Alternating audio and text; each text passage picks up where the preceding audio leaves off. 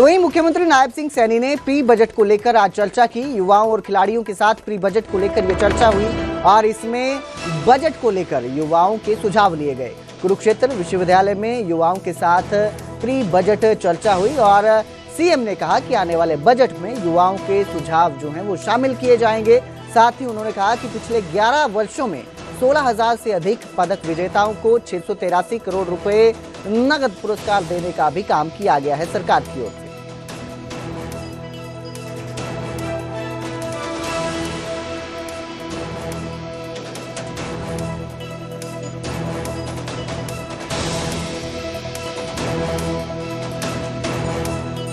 Budget को लेकर यह चर्चा हुई कुरुक्षेत्र में मुख्यमंत्री नायब सिंह सैनी ने की और इस दौरान उन्होंने युवाओं के सुझाव लिए। हमने बीमा योजना के अंतर्गत 20 लाख रुपए तक का मेडिकल कवर वो भी इसके अंदर कवर किया है। साथियों, नई खेल नर्सरियों की स्थापना हमने की है, जिसका जिक्र मैंने अभी किया है। खिलाड़ियों को छात्रवृत्ति बढ़ाने का काम हमारी सरकार ने किया है। आज खिलाड़ियों को 3,000 रुपए ये छात्रवृत्ति और खेल स्टेडियम की GIS मैपिंग और PPP मोड पर उत्कृष्टता केंद्र और राजकीय ITI संस्थानों में आधुनिक मशीनरी और अत्याधुनिक कौशल केंद्र और कैरियर काउंसलिंग जैसे अनेक पहलें आपके सुझाव का ही ये परिणाम है जो हमने बजट में शामिल किए हैं। और आने वाला जो ये 26-27 का बजट है, जो आपके महत्वपूर्ण सुझाव हैं, उसमें भी हम इनको शामिल करने वाले हैं। साथियों, हमने पिछले 11 वर्षों में 16,000 से अधिक पदक विजेता खिलाड़ियों को 683 करोड़ रुपया हमने नगद पुरस्कार के रूप में देने का काम किया है। हमारे युवा साथी इधर जो बैठे हैं वो कह रहे थे कि ये कैसा वार्ड बंद कर दिया जाए, इसके अंदर नौकरी का प्रावधान किया जाए।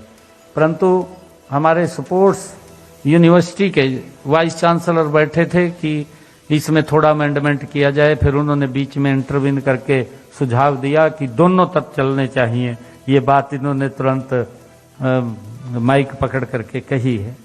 साथियों, मुझे खुशी है कि हमने 683 करोड़ रुपए के पिछले 11 वर्षों के अंदर अगर आप लोग देखेंगे, अपने खिलाड़ियों को नगद पुरस्कार देने का काम हमारी सरकार ने किया है।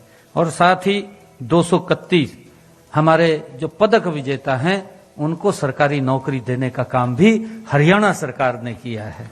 साथियों, हम सब जानते हैं कि उच्चतर शिक्षा को आत्म अनुसंधान एवं शौर्य कार्य में, ये शोध कार्य में साथियों ये बस्ती है। इसलिए हमने चालू वित्त वर्ष में जो पिछला बजट था, हमने उस बजट के अंदर ये घोषणा की थी कि हमारी यूनिवर्सिटीज और हमारे कॉलेजेस के बच्चे जो रिसर्च करेंगे, और उसका MOU भी हमारे सभी यूनिवर्सिटीज के साथ वो हुआ है।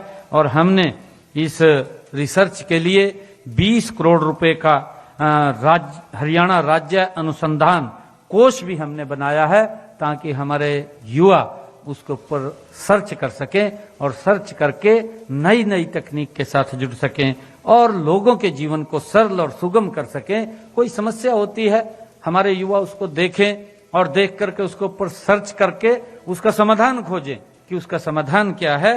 वो समाधान जब हमारे पास आएगा तो हरियाणा सरकार उसको लागू करने का काम करेगी, ताकि हमारे प्रदेश के लोगों को कोई दिक्कत समस्या ना रहे।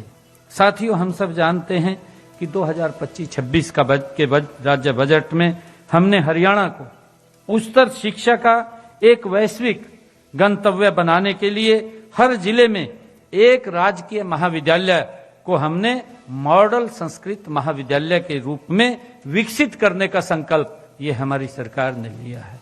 साथियों, मुझे खुशी है बताते हुए आप लोगों को कि हमने पिछले दिनों हमने ये निर्णय किया था कि हमारे हरियाणा प्रदेश के अंदर हर 10 किलोमीटर के ऊपर एक संस्कृत मॉडल स्कूल हम स्थापित करेंगे। पिछले बजट में हमने कहा था, मुझे खुशी है आज हरियाणा के हर 10 किलोमीटर के ऊपर एक संस्कृत मॉडल स्कूल खड़ा हो गया है। अब हमने दूसरी तरफ हम बढ़ रहे हैं कि हर जिले के अंदर एक राजकीय महाविद्यालय संस्कृत मॉडल के रूप में वो स्थापित होगा, उसके लिए हम काम कर रहे हैं साथियों, ताकि शिक्षा की गुणवत्ता को वो बढ़ाया जा सके, उसको लेकर के हमारी सरकार निरंतर काम कर रही है। और साथियों, इसी प्रकार हम 22 मॉडल जो संस्कृत महाविद्यालय नई राष्ट्रीय शिक्षा नीति के सभी प्रावधानों को वर्ष 2026-27 तक उनको पूरी तरह से लागू भी कर दिया जाएगा।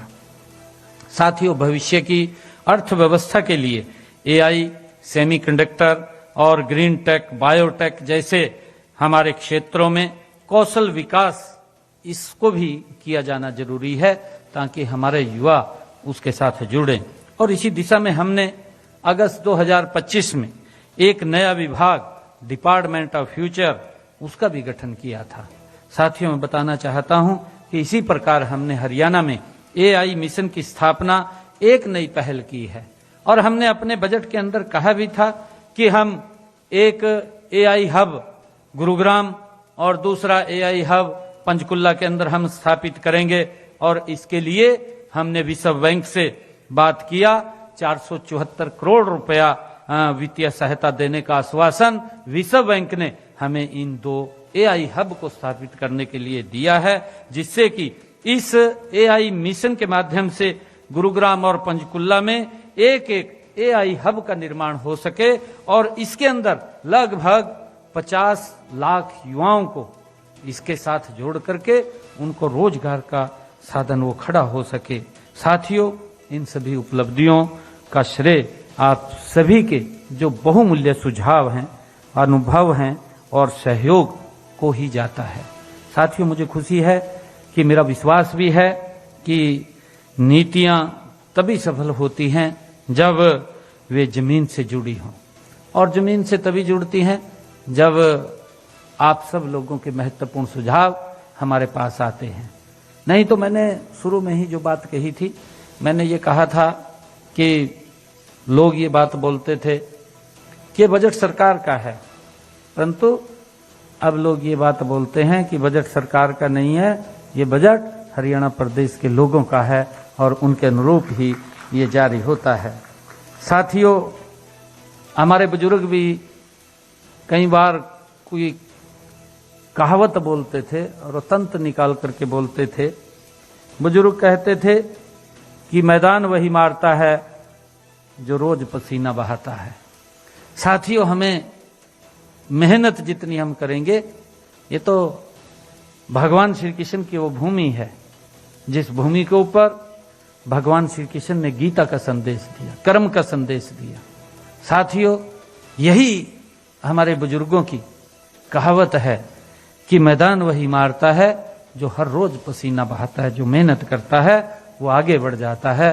साथियों, और इसको हमें अपने जीवन में उतारना चाहिए, और इसी भावना के साथ आपकी बात को सुनने और अमल में लाने के लिए मैं आज आपके बीच में उपस्थित रहा हूं।